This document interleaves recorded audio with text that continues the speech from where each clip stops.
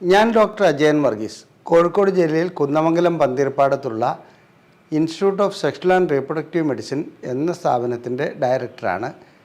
International association of sexual medicine practitioners modern medicine എന്ന അസോസിയേഷൻ്റെ ചെയർമാനുമാണ്. ഇന്ന് ഞാൻ നിങ്ങളോട് ചർച്ച ചെയ്യുവാൻ ഉദ്ദേശിക്കുന്നത് ഒരു പുരുഷന് ഒരു ദിവസം എത്ര തവണ ലൈംഗിക ബന്ധത്തിൽ ഏർപ്പെടാമെന്നുള്ളതാണ്. സാധാരണഗതിയിൽ ഈ ഒരു ചോദ്യത്തിന് തന്നെ എന്ത് പ്രസക്തിയാണ് ഉള്ളത്? അദ്ദേഹത്തിന് എത്ര വേണമെങ്കിലും ബന്ധപ്പെടാമല്ലോ. എന്നാൽ ലൈംഗികമായിട്ട് ബന്ധപ്പെടുമ്പോൾ ചില മാറ്റങ്ങൾ ശരീരത്തിൽ സംഭവിക്കുന്നുണ്ട്. അതുകൊണ്ട് ഒരിക്കൽ രതിമൂർച്ച ലഭിച്ചതിന് ശേഷം ഒരു പുരുഷന് വീണ്ടും ബന്ധപ്പെടുന്നതിന് എന്തെങ്കിലും തടസ്സങ്ങളുണ്ടോ, അഥവാ അങ്ങനെ ബന്ധപ്പെടുന്നത് ആരോഗ്യത്തിന് ഹാനികരമാണോ അഥവാ ആരോഗ്യത്തിന് ഗുണകരമാണോ, ഇത് പ്രായത്തെ അനുസരിച്ച് എത്രത്തോളം മാറ്റം വരുന്നുണ്ട്, അതിന് പരിഹാരം എന്തെല്ലാമാണ്, ഇതെല്ലാമാണ് നാം ഇന്ന് ചർച്ച ചെയ്യുന്നത്. എന്നാൽ സ്ത്രീകളെ സംബന്ധിച്ചിടത്തോളം ഒരു ദിവസം എത്ര തവണ ബന്ധപ്പെടാമെന്നുള്ളതിനെക്കുറിച്ച് ഞാനിവിടെ ചില കാര്യങ്ങൾ സൂചിപ്പിക്കുക മാത്രമാണ് ചെയ്യുന്നത്. അതിലേക്ക് നമുക്ക് വിശദമായൊരു വീഡിയോ ഞാൻ പിന്നീട് ചെയ്യുന്നതാണ്.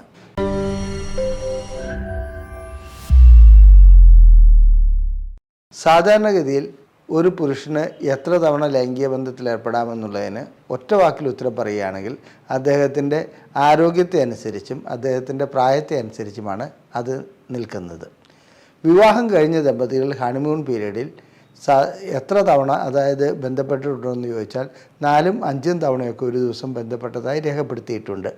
എന്നാൽ ഒരു 2-3 വർഷം കഴിയുമ്പോൾ അത് ദിവസത്തിലൊന്നോ അല്ലെങ്കിൽ ആഴ്ചയിൽ 2-3 മാത്രമായി ചുരുങ്ങുന്നതായും കാണാം. ഇതിൻ്റെ കാരണം ഹോർമോൺ വ്യതിയാനമാണ്. പിന്നെ മനസ്സിൻ്റെ തലച്ചോറിലുള്ള ആ ഒരു പ്രവർത്തനവും ഇതിനകത്ത് ബാധിക്കപ്പെടുന്നുണ്ട്. അതായത് മാനസികമായ വൈകല്യമല്ല, മാനസികമായി നമുക്ക് ഉൽപ്പാദിപ്പിക്കപ്പെടുന്ന ചില ആഗ്രഹങ്ങൾ, അങ്ങനെയുള്ള ചില കാര്യങ്ങൾ ഇതിനകത്ത് ബാധിക്കപ്പെടുന്നുണ്ട്. ഏതായാലും ഹണിമൂൺ പീരീഡിൽ 4ഉം 5ഉം തവണ ലൈംഗികമായി ബന്ധപ്പെടുന്നത് ശാരീരികമായും മാനസികമായും അവർക്ക് നല്ല കാര്യമാണ്, ഉന്മേഷം നൽകുന്ന ഒന്നാണ്. നമ്മുടെ മലയാളത്തിൽ ഒരു പഴയ പാട്ടുണ്ട്, പുലരാനായപ്പോൾ പൂങ്കോഴി കൂകിയപ്പോൾ പുതുമണവാളിനൊന്ന് ഉറങ്ങിയപ്പോൾ എന്ന് പറഞ്ഞാൽ രാത്രി മുതൽ രാവിലെ വരെ അവർ ലൈംഗിക ബന്ധത്തിൽ ഏർപ്പെട്ടുകൊണ്ടിരിക്കുകയാണെന്നുള്ളതാണ് അതിവിടെ സൂചിപ്പിക്കുന്നത്. അത് ആ സമയത്ത് മാത്രമേ കഴിയുകയുള്ളൂ. അത് കഴിഞ്ഞാൽ ഇതിൻ്റെ പുതുമ നഷ്ടപ്പെടുന്നു എന്നുള്ളതിലല്ല, ഹോർമോൺ ലെവലിൽ വ്യതിയാനം വരുന്നുണ്ട്. ഇതുകൂടാതെ മറ്റൊരു കാര്യം കൂടി പറയാം. ഒരു വ്യക്തിയെ സംബന്ധിച്ചിടത്തോളം അദ്ദേഹം ഇഷ്ടപ്പെടുന്ന ഒരു പെൺകുട്ടിയോ തൻ്റെ ഇണ ഇഷ്ടപ്പെടുന്ന ഒരു പെൺകുട്ടിയാണെങ്കിൽ അത് എത്ര പ്രായം കഴിഞ്ഞാലും ചിലപ്പോൾ 2-3 തവണ ലൈംഗിക ബന്ധത്തിൽ ഏർപ്പെടാൻ കഴിയുന്നുണ്ട്, മറ്റ് ആരോഗ്യ പ്രശ്നങ്ങളില്ലെങ്കിൽ. അതിൻ്റെ കാരണം പുരയ്ക്ക് തീ പിടിച്ചു കഴിഞ്ഞാൽ ഏത് വ്യക്തിയും PT ഉഷയേക്കാൾ കൂടുതൽ സ്പീഡിൽ ഓടും. അത് അത്രയും അതിന് പറയുവാനുള്ളൂ. അപ്പോൾ ഇതിനെ നിയന്ത്രിക്കുന്നത് എന്താണ്? ഒരു തവണ ബന്ധപ്പെട്ട് കഴിഞ്ഞാൽ രണ്ടാമത് ബന്ധപ്പെടുവാൻ കഴിയാത്തതിൻ്റെ കാരണം എന്താണ്? ശാസ്ത്രജ്ഞന്മാർ പറയുന്നത്, അതായത് വിദഗ്ധർ പറയുന്നത്, സെമിനൽ വെസിക്കിൾ, അതായത് ശുക്ലസഞ്ചിയിൽ ശുക്ലം നിറഞ്ഞിരിക്കുന്ന അവസ്ഥയിൽ സിഗ്നലുകൾ മുകളിലോട്ട് പോകുന്നുണ്ട്. ആ സിഗ്നലുകൾ ഇല്ലാതാകുന്നു. അതായത് ഓർഗാസത്തിന് ശേഷം, ശുക്ലവിസർജനത്തിന് ശേഷം സിഗ്നലുകൾ അവിടെ നിന്ന് ശുക്ലസഞ്ചിയിൽ നിന്ന് മുകളിലോട്ട് പോകാത്തത് കൊണ്ടാണ് അങ്ങനെ സംഭവിക്കുന്നതെന്നുള്ളതാണ്. വ്യക്തമായ പഠനങ്ങൾ നടന്നു വരുന്നേ ഉള്ളൂ. എന്നിരുന്നാലും ഹോർമോൺ ലെവൽ വളരെ പ്രധാനപ്പെട്ട ഒരു കാര്യമാണ്. ഒരു ലൈംഗിക ബന്ധത്തിന് ശേഷം ചില ഹോർമോൺ വ്യതിയാനങ്ങൾ ഉണ്ടാകുന്നു.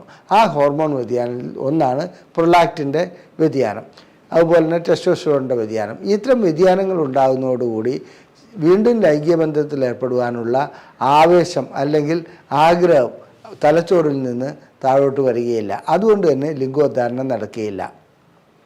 സാധാരണ ഒരു 18 വയസ്സ് മുതൽ 25 വയസ്സ് വരെയുള്ള വ്യക്തികളെ സംബന്ധിച്ചിടത്തോളം അവർക്ക് നല്ല രീതിയിൽ ഇങ്ങനെ വീണ്ടും വീണ്ടും ബന്ധപ്പെടാൻ കഴിഞ്ഞെന്ന് വരാം. എന്നാൽ 25 മുതൽ 35 വരെ ഇതിൻ്റെ ആ സ്പീഡ് അഥവാ ഫ്രീക്വൻസി കുറഞ്ഞു വരുന്നതായി കാണാം. എന്നാൽ 35 മുതൽ 45 വരെ എന്തുകൊണ്ടെന്നറിയില്ല ഈ രീതിയിലുള്ള ഫ്രീക്വൻസി വീണ്ടും കൂടുന്നതായിട്ടാണ് കാണുന്നത്. അതായത് ലൈംഗികമായിട്ട് 1-2 തവണയൊക്കെ ഒരു ദിവസം ബന്ധപ്പെടാൻ കഴിയുന്നുണ്ട്.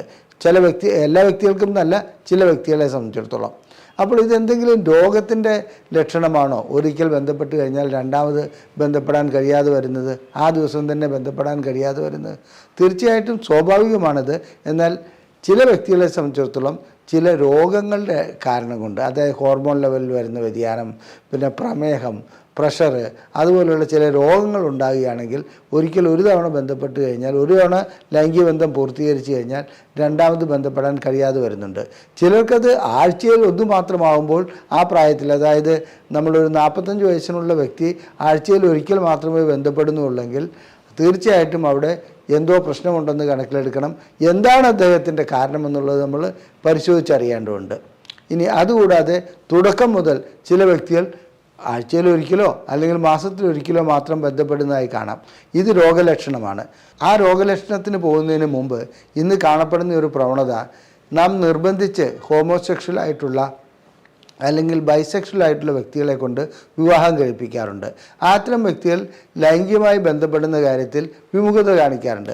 അവർ ബൈസെക്ഷൽ ആയിട്ടുള്ള വ്യക്തികൾ വേണമെങ്കിലൊന്ന് ബന്ധപ്പെടാം. അങ്ങനെ ബന്ധപ്പെടുന്ന വ്യക്തികളെ സംബന്ധിച്ചിടത്തോളം അവർ മാസത്തിലൊരിക്കലോ അല്ലെങ്കിൽ ആഴ്ചയിലൊരിക്കലോ മാത്രമേ തൻ്റെ സഹധർമ്മിണിയുമായി ബന്ധപ്പെട്ട് കാണുന്നുള്ളൂ. ഇത് പരിശോധനകൾ നടത്തി കാരണം കണ്ടുപിടിച്ച് അതിനുള്ള ചികിത്സയിലേക്ക് വരികയാണ് വേണ്ടത്.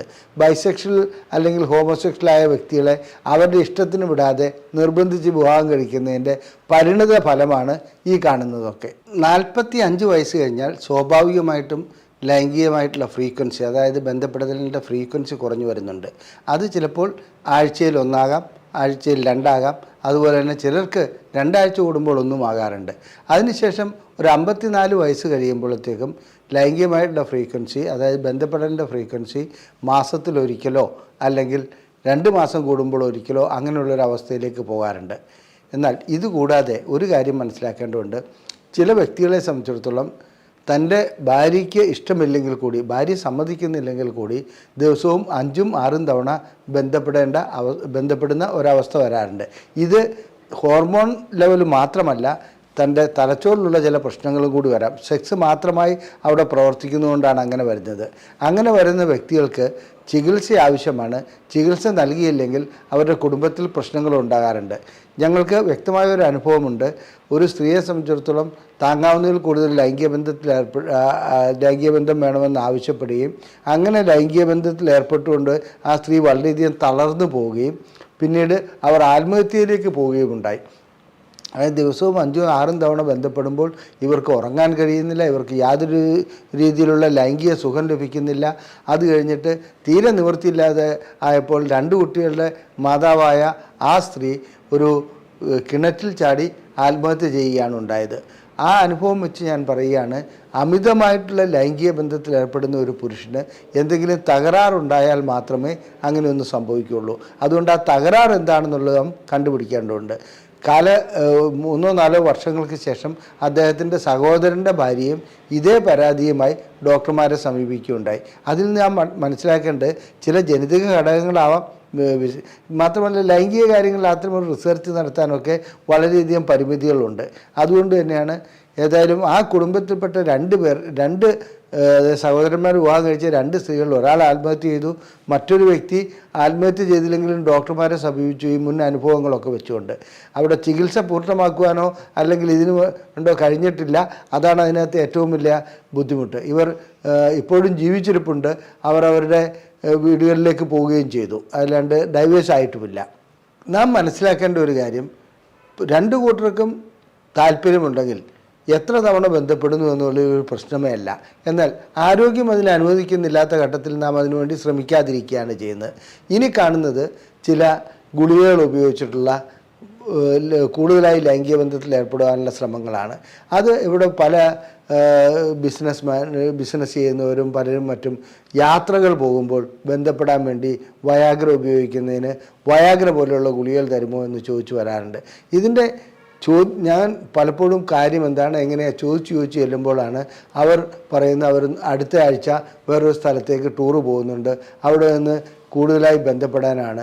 അത് ഇവിടെ നിന്ന് കൊണ്ടുപോകുന്ന സ്ത്രീകളാകാം, അല്ലെങ്കിൽ മറ്റു രീതിയിലുള്ള ബന്ധങ്ങളാകാം. അത്തരം ബന്ധങ്ങൾക്ക് വേണ്ടിയിട്ട് ഒരു കൂടുതൽ ശക്തി കിട്ടാൻ വേണ്ടിയിട്ട് ലൈംഗിക ബന്ധത്തിന് വയാഗ്ര ഉപയോഗിക്കുന്നൊരു രംഗം കാണുന്നുണ്ട്. ഇത് തീർച്ചയായും തെറ്റാണ്. ഇങ്ങനെയുള്ള കാര്യങ്ങൾക്ക് ഇത് പോകുന്നത് തന്നെ മറ്റൊരു വശം. അത് പോയി കഴിഞ്ഞാൽ ഇത്തരം ലൈംഗിക ബന്ധത്തിൽ ഏർപ്പെടുകയാണെങ്കിൽ അത് ദോഷമേ ചെയ്യുള്ളൂ. മാത്രമല്ല നമ്മുടെ സ്വാഭാവികമായിട്ടുള്ള ഊർജത്തിന് മാറ്റം വരുത്തുന്ന ഒരു ഘടകമായി അത് മാറും. പിന്നീട് തൻ്റെ ഭാര്യയുമായി ബന്ധപ്പെടാൻ പോലും ഇത്തരം വ്യക്തികൾക്ക് വയാഗ്ര ആവശ്യമായി വരാറുണ്ട്. അതുകൊണ്ട് നേർവഴിക്ക് പോകുന്നതാണ് എപ്പോഴും നല്ലത്, അതല്ലാതെ ഇത്തരം വ്യതിചലിച്ച് പോകുന്നതല്ല. അത്തരം വ്യതിചലിച്ച് പോകുന്നതിൽ ഇത്തരം ഗുളികകൾ കൂടി കഴിക്കുമ്പോൾ തീർച്ചയായിട്ടും പ്രശ്നങ്ങൾ ഉടലെടുക്കും, അത് ഭാവിയിലേക്ക് ദോഷം ചെയ്യും. പിന്നെ പ്രായം അധികം കഴിച്ചാൽ, അതായത് ഒരു 70 വയസ്സ് 75 വയസ്സായ വ്യക്തികൾക്ക് ലൈംഗിക ബന്ധത്തിൽ ഏർപ്പെടുന്നതിൻ്റെ ഫ്രീക്വൻസി സ്വാഭാവികമായും കുറയും. അവരെ സംബന്ധിച്ചിടത്തോളം ആ രീതിയിലുള്ള പരിശോധനകൾ നടത്തി അവരുടെ കാരണം എന്താണെന്ന് കണ്ടുപിടിച്ച് അതിനുള്ള ചികിത്സ നൽകി അവരെ ലൈംഗിക ബന്ധത്തിലേക്ക് കൊണ്ടുവരികയാണ് വേണ്ടത്. അത് മാസത്തിലൊരിക്കലോ അല്ലെങ്കിൽ 2 മാസം കൂടുമ്പോഴോ ഒരിക്കലോ അവർ ലൈംഗിക ബന്ധത്തിൽ ഏർപ്പെടുന്നത് അവരുടെ ആരോഗ്യത്തിന് വളരെ നല്ല കാര്യമാണ്. അതിന് ചികിത്സ വേണ്ട രീതിയിൽ ചെയ്യണം. അതല്ലാതെ തെറ്റിദ്ധരിക്കുന്നത് പോലെ ഏതെങ്കിലും രീതിയിൽ അമിതമായിട്ട് ലൈംഗിക ബന്ധത്തിൽ ഏർപ്പെടാൻ വേണ്ടി ഗുളികകൾ കഴിച്ചുകൊണ്ട് അങ്ങനെ കൂടുതൽ തവണ ബന്ധപ്പെടാൻ കഴിയുമെന്നുള്ളത് ഒരു മിഥ്യാധാരണയാണ്. അതിനുവേണ്ടി ശ്രമിക്കുന്നത് അപകടവുമാണ്. ഇനി നമുക്ക് സ്ത്രീകളെക്കുറിച്ചും പറയാം. ഒരു സ്ത്രീയെ സംബന്ധിച്ചിടത്തോളം ഈ റീഫ്രാക്ടറി പീരീഡ്, അതായത് ഒരു തവണ ബന്ധപ്പെട്ടതിന് ശേഷം അടുത്ത ബന്ധത്തിന് പ്രത്യേകിച്ച് സമയമൊന്നും വേണ്ട, ഉടൻ തന്നെ ബന്ധപ്പെടാൻ സ്ത്രീക്ക് കഴിയും. പുരുഷനെ സംബന്ധിച്ചിടത്തോളം പലർക്കും പല രീതിയിലാണ്. ഒരിക്കൽ ബന്ധപ്പെട്ട് കഴിഞ്ഞാൽ ചിലർക്ക് അരമണിക്കൂർ വേണ്ടിവരും, ചിലർക്ക് 1 മണിക്കൂർ വേണ്ടിവരും, ചിലരെ സംബന്ധിച്ചിടത്തോളം 1 ദിവസം തന്നെ വേണ്ടിവരും. അതേസമയത്ത് ഒരാഴ്ചയൊക്കെ ഒരു നല്ല പ്രായത്തിൽ, അതായത് ഒരു 45 വയസ്സിനുള്ള താഴെയുള്ള വ്യക്തികൾക്കുണ്ടെങ്കിൽ അവരെ ചികിത്സിക്കണം. ആ ചികിത്സ അവരുടെ കുടുംബത്തിന് വളരെ ഉപകാരപ്പെടുന്ന ഒന്നാണ്. അങ്ങനെ ചികിത്സ നൽകുന്നില്ലെങ്കിൽ അവരെ സംബന്ധിച്ചിടത്തോളം ലൈംഗികമായിട്ടുള്ള പ്രശ്നങ്ങൾ പരിഹരിക്കപ്പെടാതെ പോകും. അത് മറ്റ് അസുഖങ്ങളിലേക്കും വഴിതെളിക്കാറുണ്ട്. നിങ്ങളുടെ പരിചയത്തിൽ ആർക്കെങ്കിലും ലൈംഗികമായ എന്തെങ്കിലും പ്രശ്നമുണ്ടെങ്കിൽ അവർക്ക് ഇത്തരം ഞങ്ങളുടെ വീഡിയോകൾ അയച്ചു കൊടുക്കാൻ താല്പര്യപ്പെടുന്നു. നിങ്ങൾക്ക് ലൈംഗികമായിട്ടുള്ള എന്തെങ്കിലും സംശയമുണ്ടെങ്കിൽ ഞങ്ങളുടെ വാട്സപ്പ് നമ്പറിലേക്ക് ISRM എന്ന് വാട്സപ്പ് ചെയ്ത് അയക്കുകയാണെങ്കിൽ ഞങ്ങളിവിടെ നിന്ന് ബുക്ക്ലെറ്റുകൾ സൗജന്യമായി നൽകുന്നതാണ്. അത്തരം ബുക്ക്ലെറ്റുകൾ വായിച്ച് നിങ്ങളുടെ അറിവ് വർദ്ധിപ്പിക്കുവാൻ കഴിയും. നിങ്ങൾക്ക് ചികിത്സ ആവശ്യമുണ്ടെങ്കിൽ ഈ നമ്പറിൽ വിളിച്ച് ബുക്ക് ചെയ്യാവുന്നതാണ്. നന്ദി, നമസ്കാരം.